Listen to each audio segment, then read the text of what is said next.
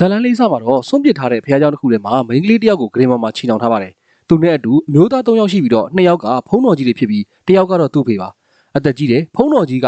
ဟန်နာလို့ခေါ်တဲ့မိန်းကလေးကိုပယောကနှင်ထုတ်ခြင်းပြုလုပ်နေပါတယ်။သူကမိန်းကလေးအသက်ရှူနေသေးရလားဆိုတာကြည့်ဖို့အနားကိုကပ်လိုက်တဲ့အချိန်မှာပဲမိန်းကလေးကသူ့ရဲ့ခန္ဓာကိုယ်ကိုထိန်းချုပ်ထားတဲ့နတ်ဆိုးနဲ့အတူနိုးလာပါတော့တယ်။နောက်ဖုန်းကြီးတစ်ပါးကသူ့ကိုပရိတ်ရည်နဲ့ဖျန်းလိုက်ပြီးတော့အသက်ကြီးဖုန်းကြီးကတော့ပယောကနှင်ထုတ်ခြင်းကိုဆက်လုပ်နေပါတယ်။မိန်းကလေးက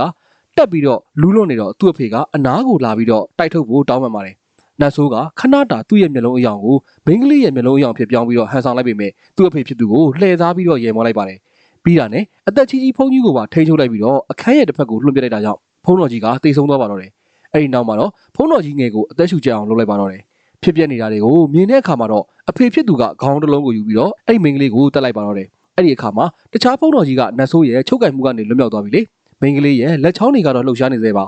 3လကြာတဲ့အခါမှာတော့မက်ကန်ကအလုပ်အင်တာဗျူးအတွက်ဆေးရုံတစ်ခုတည်းကိုလမ်းလျှောက်ဝင်လာပြီးတော့လီဆာကချက်ချင်းလာပြီးနှုတ်ဆက်ပါတယ်သူတို့နှစ်ယောက်ကော်ဖီတောက်နေရင်နဲ့အကူကြီးလို့ရင်သူရှိချောင်းကိုပြောပြပါတယ်နောက်တော့မက်ကန်ကဒေါက်တာလူးဝစ်နဲ့အတူတူအဆောက်အဦထဲမှာလမ်းလျှောက်နေပါတယ်ဒေါက်တာကမက်ကန်ကိုရဲဝင်နံပါတ်တော့ကသူ့ရဲ့ပြဿနာတွေအကြောင်းမေးနေပေမဲ့သူကအခုအများကြီးပိုကောင်းနေပြီအလုပ်ကိုကောင်းကောင်းကင်တွင်နိုင်နေပြီဆိုပြီးတော့ပြန်ပြောလိုက်ပါတယ်သူတို့ဓာတ်လေကားတွေကိုဝင်သွားကြပြီးတော့ဒေါက်တာကလူတွေကဒီအလုပ်ကြောင့်ကြောက်စိတ်တွေဝင်လာပြီးတော့နောက်ဆုံးမှာတော့စိတ်ကူးတွေမှောင်မားလာတတ်တယ်ဆိုပြီးပြောပြပြီလေမက်ကန်ကတော့သူ့အတွက်ကတော့အေးဆေးပါပ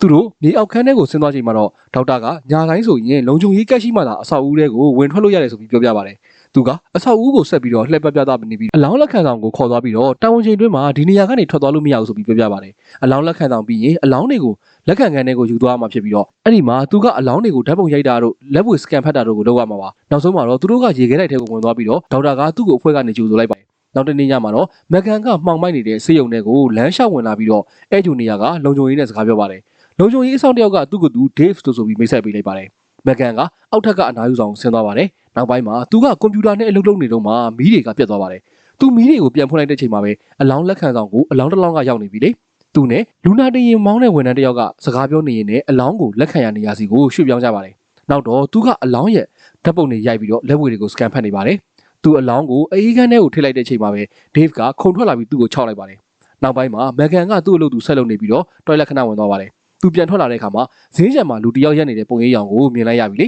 စိတ်နှောက်ယှက်ဖြစ်ပြီးတော့ဆေးပြားတချို့တောက်ဖို့လုပ်နေပေမဲ့ရအောင်ထိမ့်မယ်ဆိုပြီးတော့ဆေးပြားတွေကိုပြန်ချထားလိုက်ပါတယ်နောက်မှာတော့သူကအစည်းအဝေးတစ်ခုမှာလီဆာရဲ့ဘေးမှာထိုင်နေပြီးတော့အရင်ကသူမြင်ခဲ့တဲ့လူအကြောင်းကိုပြောပြနေပါတယ်အဲ့ဒီလူကတော့သူရဲရရှိဘဝတုန်းကဖမ်းဆီးခံနေဖြစ်ခဲ့တဲ့လူတယောက်ဖြစ်ပြီးတော့သူဘာမှမလုပ်နိုင်သေးခင်မှာပဲအဲ့ဒီလူကသူ့ရဲ့တွဲဘက်ကိုတနက်နဲ့ပြတ်တက်ခဲ့တာပါသူကအဲ့ဒီအဖြစ်အပျက်ကိုပြန်သတိရတဲ့အခါမှာတော့အရက်နဲ့ဆေးပြားတွေတောက်ချင်စေဖြစ်ပေါ်လာကြောင်းကိုမျှဝေလိုက်ပါတယ်အဲ့ဒီနေ့မှာပဲတယောက်ယောက်ကသူ့အခန်းကားကိုခောက်ပြီးတော့သူ့ကိုနှိုးလိုက်ပါတယ်အဲ့ဒါကတော့သူ့ရဲ့ရဲဝန်ထမ်းရည်စားဟောင်းဖြစ်တဲ့အန်ဒရူးဖြစ်ပြီးတော့သူ့ရဲ့ပစ္စည်းတွေကိုလာယူတာပါသူကအန်ဒရူးကိုသူ့ရဲ့အလုပ်သစ်အကြောင်းကိုပြောပြနေပေမဲ့အန်ဒရူးကဒီလောက်အချိန်ကြာကြီးတယောက်တည်းနေနေရတာအကောင်းဆုံးကြံတော့မဟုတ်ဘူးဆိုပြီးထင်နေပါတယ်မက်ကန်ကဒါကသူ့ကိုကူညီပေးနေတဲ့လီဆာရဲ့အကြံဖြစ်ပြီးတော့ညာဆိုင်ကသူ့အတွက်အရန်စိတ်ပြေတယ်ဆိုပြီးပြောပြပါတယ်နောက်တညမှာတော့သူ့အလုံးလုံးနေတော့မှအလောင်းလက်ခံဆောင်ရဲ့အချက်ပေးတံကမြည်လာပါတယ်မက်ကန်ကသွားစစ်စေးပေမဲ့အစမှာတော့ဘယ်သူမှမရှိပါဘူးရုတ်တရက်အင်ဂျင်ယာမက်တယောက်ကသူ့ရှေ့မှာပေါ်လာပြီးတော့အတွင်းကိုဝင်ပေးဖို့တောင်းဆိုနေပြီလေသူကဝင်မပေးဘဲနဲ့အဲ့ဒီလူအကြောင်းကိုလုံခြုံရေးကိုဖုန်းဆက်ပြီးအကြောင်းကြားနေတော့မှတကယ်အလောင်းတစ်လောင်းကအလောင်းလက်ခံဆောင်စီကိုရောက်လာပါတယ်လူနာတင်မောင်းရန်ဒီကသူ့ကိုအပြင်ထွက်ပြီးတော့အလောင်းတယ်ဖို့ကိုကူညီဖို့တောင်းဆိုလိုက်ပါတယ်ဘာလို့လဲဆိုတော့သူတယောက်တည်းမရွှေ့နိုင်လို့ပါသူကဒီကိစ္စကစီကန်းနဲ့မညီမှန်းသိပေမဲ့မဆိုင်မတော့ပဲအပြင်ထွက်လိုက်ပါတယ်သူတို့အလောင်းကိုရွှေ့နေတော့မှအင်ဂျင်ယာမဲ့လူကအဆောက်အဦထဲကိုလှမ်းဝင်သွားပြီးတော့လက်လေကစီးသွားပေမဲ့မက်ကန်ကတော့သူ့ကိုမမြင်လိုက်ပါဘူးရန်ဒီကအရင်မောင်းထပ်ပို့ပြီးတော့စကားများပြီးတော့အလောင်းကိုရွှေ့နေနေဒီအလောင်းအကြောင်းကိုပြောပြနေပါတော့တယ်အလောင်းကိုလမ်းကြားတစ်ခုထဲမှာတွေ့ခဲ့တာဖြစ်ပြီးတော့တရက်ခန့်ကထွက်ပြေးသွားပြီးဘသူပဲဝါမန်မသူဆိုပြီးပြောပါတယ်အလောင်းကတော့ဟန်နာပါပဲရန်ဒီကဆက်ပြောနေပြီးတော့သူ့ကိုတတ်တဲ့လူကဘသူပဲဖြစ်ဖြစ်အလောင်းကိုပါမီးရှို့ဖို့ကြိုးစားခဲ့တယ်ဆိုပြီးပြောပြနေပြီလေမက်ကန်ကသူ့ကိုအပြင်ထိပြန်လိုက်ပို့လိုက်ပါတယ်သူအလောင်းကိုစစ်ဆေးဖို့အတွင်းကိုလမ်းလျှောက်ဝင်သွားတဲ့အချိန်မှာဇင်းကြံရဲ့တခြားတစ်ဖက်ကမီးတွေလင်းလာပါတယ်သူပထမဆုံးဓာတ်ပုံရိုက်ဖို့ကြိုးစားတဲ့ပုံကမအောင်မြင်ပါဘူးနောက်တစ်ချိန်ကြိုးစားကြည့်ပေမဲ့လည်းအရာမထင်ပါဘူးမက်ကန်ကကင်မရာကိုရွှေ့ပြီးတော့နောက်တစ်ပုံရိုက်နေရင်သူ့ကိုယ်သူထိခိုက်မိသွားပါတယ်အဲ့ဒါနဲ့သူကလက်ဝဲရဖတ်တဲ့အလုပ်ကိုဆက်လုပ်ဖို့ပဲဆုံးဖြတ်လိုက်ပါတော့တယ်သူကလက်ဝဲရတွေကိုယူပြီးတော့စကန်ဖတ်တဲ့အထည်ကိုထည့်လိုက်တဲ့အချိန်မှာပဲကွန်ပျူတာကလည်းအလုံးမလုံးတော့ပြန်ပါဘူးဘာလို့ရမှမသိတာနဲ့မက်ကန်ကဟန်နာရဲ့အလောင်းကိုအေးခန်းထဲကိုထည့်လိုက်ပါတော့တယ်ဒါပေမဲ့သူကအထဲကိုတွန်းထက်နေတော့မှဇပွဲတစ်လုံးကတုံခါလာပြီးတော့ဆေးပလင်းတချို့ကပြုတ်ကျပြီးတော့ကွဲသွားပါတော့တယ်သူသွားကောက်လိုက်တဲ့ချိန်မှာပဲသူ့လက်ကိုရှာသွားပြီလေအလောင်းကိုအေးခန်းထဲကိုတွန်းထည့်ဖို့ပြန်လာတဲ့ချိန်မှာသူ့ရဲ့တွေးတစ်စက်ကအလောင်းပေါ်ကိုကျသွားပါတယ်အေးခန်းထဲမှာရှိနေသေးတဲ့အချိန်မှာသူ့တန်ရာကိုဆေးထည့်နေတော့ရုတ်တရက်အေးခန်းတကားကပွင့်လာပါတယ် သူစစ်ဆေးပြီးတာနဲ့ပြန်ပိတ်လိုက်ပါတယ်နောက်တော့သူကွန်ပျူတာစီကိုသွားပြီးတော့ဟန်နာရဲ့အမှုကိုစစ်ဆေးပါတယ်သူကဟန်နာရဲ့ file ကို print ထုတ်ပြီးတော့အလောင်းကိုထပ်ပြီးသွားပြီးစစ်ဆေးပါတော့တယ် file ထဲမှာပါတယ်မျက်လုံးအယောင်နဲ့အလောင်းရဲ့မျက်လုံးအယောင်ကမတူပါဘူးအဲ့ဒီချိန်မှာပဲရုတ်တရက်ရင်ကောင်တစ်ကောင်ကအလောင်းပေါ်မှာပေါ်လာပြီးတော့နောက်တော့ရင်ကောင်အုပ်လိုက်ကြီးပေါ်လာတာကြောင့်မကန်တယောက်ကြောက်လန့်သွားပါတော့တယ်သူနောက်တစ်ချိန်ပြန်ကြည့်လိုက်တဲ့ချိန်မှာတော့ရင်ကောင်တွေမရှိတော့ပါဘူးမကန်ကဟန်နာကိုအတွင်းထဲကိုပြန်ထည့်ပြီးတော့သူ့ကွန်ပျူတာစီကိုပြန်လာခဲ့လိုက်ပြီလေရုတ်တရက်သူကစူညံတန်တစ်ခုကိုကြားလိုက်ရပြီးတော့သွားဆုံလိုက်တော့အလောင်းကပျောက်နေတာကိုတွေ့လိုက်ရပါတယ်သူအပြင်ကိုခြေလန်းလိုက်တော့လူတစ်ယောက်ကအလောင်းကိုဆွဲယူသွားတာကိုမြင်လိုက်ရလို့နောက်ကနေလိုက်သွားရပါတယ်ရုတ်တရက်အင်ဂျီယာမဲ့လူကသူ့ကိုတိုက်ခိုက်ပေမဲ့သူကပြန်ခုခံလိုက်ပြီးတော့ဓာတ်ကိုလှည့်ယူကိုကြိုးစားတဲ့ချိန်မှာအဲ့လူကလည်းပျောက်သွားပြန်ပါတယ်အလောင်းကိုဇင်းချံမှာထားခဲ့ပြီးတော့လုံခြုံရေးကိုဖုန်းခေါ်ပြီးတော့ရဲကိုခေါ်ခိုင်းလိုက်ရပါတော့တယ်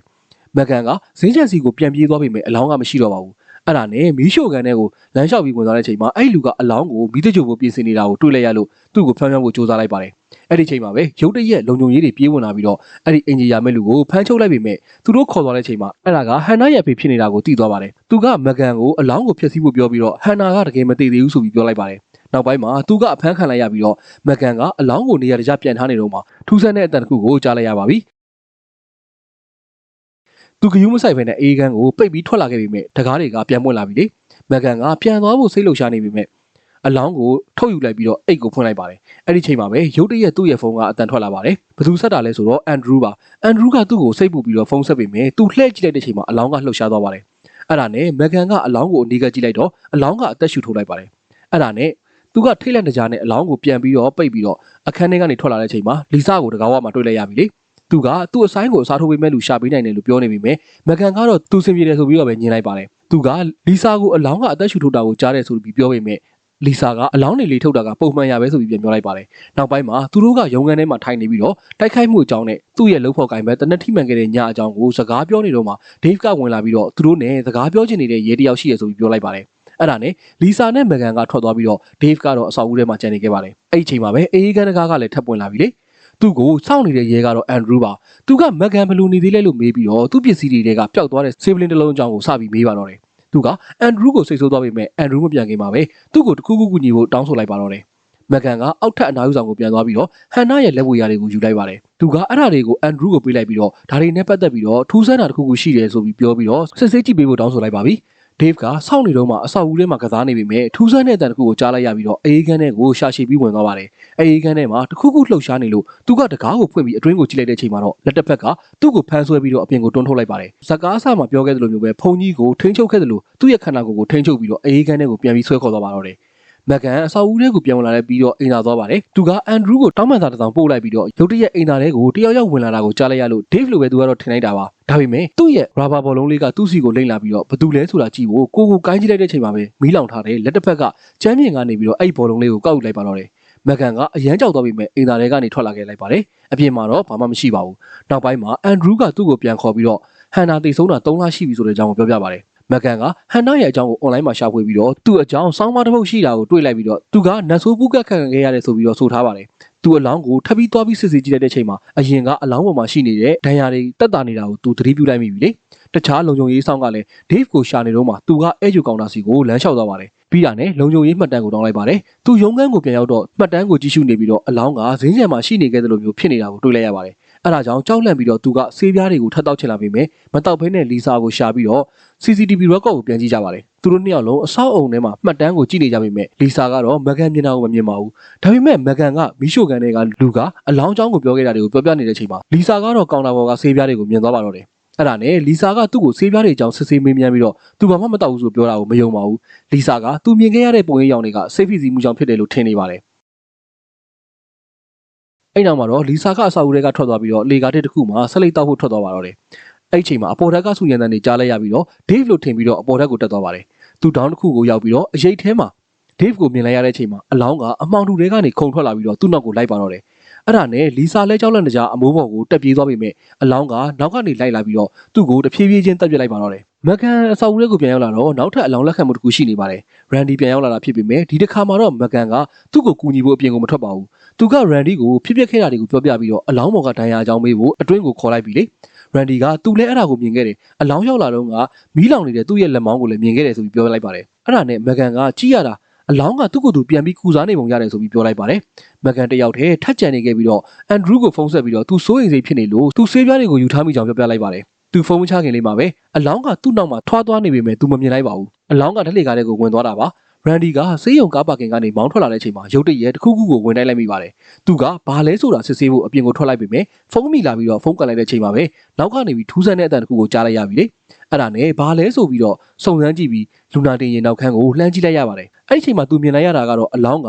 သူ့နောက်မှာထွားသွားနေတာပါ။သူလဲကြည့်လိုက်တော့အလောင်းကအဲ့မှာရောက်နေပါပြီ။သူပြေးပေမဲ့အလောင်းကသူ့ကိုလူနာတင်ရင်နှစ်စီးကြားထဲမှာညှက်ထားလိုက်ပြီးတော့တဖြည်းဖြည်းချင်းလာပြီးတော့တက်ပစ်လိုက်ပါတော့တယ်။တစ်ချိန်တည်းမှာပဲမကန်ကခုနတုန်းကမှတ်တမ်းကိုပြန်လဲပြီးတော့ကြည့်နေပြီးတော့အရင်ဆုံးဓာတ်လေကားထဲမှာတူညီတဲ့လိုမျိုးမီးပြတ်သွားတာမျိုးမြင်လိုက်ရပြီးအလောင်းကထွားသွားနေတာကိုတွေ့လိုက်ရပြီလေအဲ့ဒါနဲ့ရန်ဒီကအန်ဒီရဲ့ကြောက်နေပြီဆိုပြီးတော့ပြေးထွက်သွားပါတော့တယ်သူကားပါကင်ကိုရောက်တဲ့ချိန်မှာတော့ရန်ဒီကတော့တိတ်ဆုံးနေပါပြီပြီးတော့အန်ဒရူးကလည်းသူ့ကိုဖုန်းခေါ်ပြီးတော့မီရှိုကန်တဲ့ကလူကထွက်ပြေးသွားပြီဆိုပြီးပြောပါတယ်ရုတ်တရက်အဲ့ဒီလူကသူ့နောက်ကနေပေါ်လာပြီးတော့ဖမ်းပြီးဒဇာကန်ဖြစ်ခေါ်သွားလိုက်တာခံလိုက်ရပြီလေသူကမကန်ကိုအလောင်းကိုအေးခန်းထဲကနေထုတ်ခိုင်းလိုက်ပါတယ်အဲ့ဒါနဲ့အိတ်ကနေဖွင့်လိုက်တဲ့အခါမှာအလောင်းကထပ်ပြီးပြောင်းလဲနေပြန်ပါတယ်အဲ့ဒါနဲ့အဲ့အင်ဂျီရမဲ့လူကအလောင်းကလူတွေကိုတက်ပြီးသူ့ကိုယ်သူပြန်ပြီးကူစားနေတယ်ဆိုပြီးပြောလိုက်ပါတယ်အဲ့လူကဘာလို့သူ့ကိုဘာမတက်တာလဲဆိုပြီးမေးလိုက်ပါတယ်မကန်ကအဲ့လူကိုယုံကြည်တယ်ပြီးတော့ဟန်နာကြောင်ကိုပြောပြဆိုပြီးတော့တောင်းဆိုလိုက်တော့ဟိုလူကဟန်နာကြောင်ကိုစပြီးပြောပြပါတယ်ဟန်နာရဲ့အတွင်းကနတ်ဆိုးကထွက်မသွားခြင်းဘူးအပြာရောင်မျက်လုံးတွေကနတ်ဆိုးရဲ့အမှတ်သားဖြစ်တယ်ဆိုပြီးပြောပြပါတယ်သူကနောက်ဆုံးပျောကနှင်ထုတ်ခြင်းမှာတခြားလူတွေရဲ့အသက်ကိုကယ်ဖို့ဟန်နာကိုတက်ခဲ့တာဖြစ်ပေမဲ့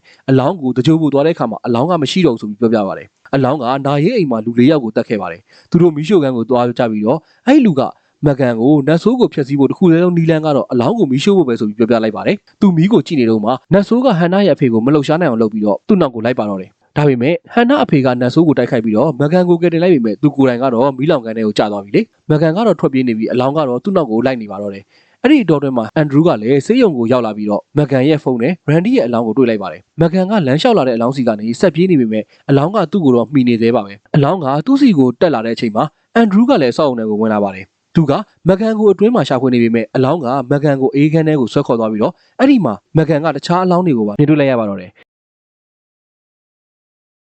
အန်ဒရူးကတခြားလုံခြုံရေးအဆောင်တစ်ယောက်နဲ့တွေ့ပြီးတော့အဆောင်ကဆေးရုံအောက်ထပ်မှာပြဿနာတက်နေတဲ့အကြောင်းကိုပြောပြလိုက်ပါတယ်။အဲ့ဒီချိန်မှာပဲသူတို့ကအေးခန်းထဲကနေမကန်ရဲ့အတန်ကိုကြားလိုက်ရပြီးတော့အဲ့ဒီကိုသွားတော့မကန်ကကျမ်းပြင်ပေါ်မှာလဲနေတာကိုတွေ့လိုက်ရပါတယ်။အဆောင်ကအလောင်းကိုမြင်ပြီးထွက်ပြေးသွားပေမဲ့အလောင်းကသူ့ကိုမှီပြီးတပ်ပစ်လိုက်ပါတော့တယ်။အလောင်းကသူ့ရဲ့နောက်ဆုံးတန်ရာကိုကုသပြီးတဲ့နောက်မှာတော့အန်ဒရူးနောက်ကိုလိုက်ချိန်မှာမကန်ကရုတ်တရက်တက်တိမွေးပြီးတော့အလောင်းကိုတနက်နဲ့ဆပစ်ပါတော့တယ်။ဇက်တိုက်ပစ်ခတ်ပြီးတော့နောက်ဆုံးမှာနတ်ဆိုးကိုမလှုပ်ရှားနိုင်အောင်လုပ်လိုက်ပြီးလေ။သူကအန်ဒရူးကိုအကူအညီတောင်းခိုင်းပြီးတော့သူကိုယ်တိုင်ကတော့အလောင်းကိုကောက်ယူပြီးတော့မီးရှို့ဖို့ပြင်လိုက်ပါတော့တယ်။အဲ့ဒီချိန်မှာပဲအလောင်းကထပ်နိုးလာပြီးတော့ရုံးကန်နေပေမဲ့မကန်ကနောက်ဆုံးမှာအလောင်းကိုမီးရှို့နိုင်ခဲ့ပါတော့တယ်။ရဲတွေရောက်လာတဲ့အချိန်မှာမကန်ကကျမ်းပြင်ပေါ်ထိုင်ပြီးတော့ရာဘာဘော်လုံးလေးနဲ့စော့နေတာကိုတွေ့ရှိခဲ့ရပါတယ်။နောက်ဆုံးမှာမကန်ကသူ့ကိုယ်သူမှန်ထဲမှာပြန်ကြည့်နေပါတယ်။သူ့ရဲ့မျက်လုံးတစ်ဖက်ကိုသပင်းနဲ့ဖုံးထားပါတယ်။ရင်ကောင်တစ်ကောင်ကလည်းဘယ်ကပေါ်လာမှမသိဘဲနဲ့သူကအဲ့ဒီရင်ကောင်ကိုမှန်မော်ကနေဖိချလိုက်ပါတော့တယ်။နတ်ဆိုးကသူ့ကိုပူးသွားလားဆိုတော့ကျွန်တော်လည်းမသိပါဘူး။ဟုတ်ကဲ့ဒီလိုမျိုးဇာတ်လမ်းလေးတွေကိုတင်ဆက်ပေးပါမို့ကျွန်တော်တို့ channel ကိုလည်း like and subscribe လေးလုပ်သွားခဲ့ပေးပါဦးခင်ဗျာ။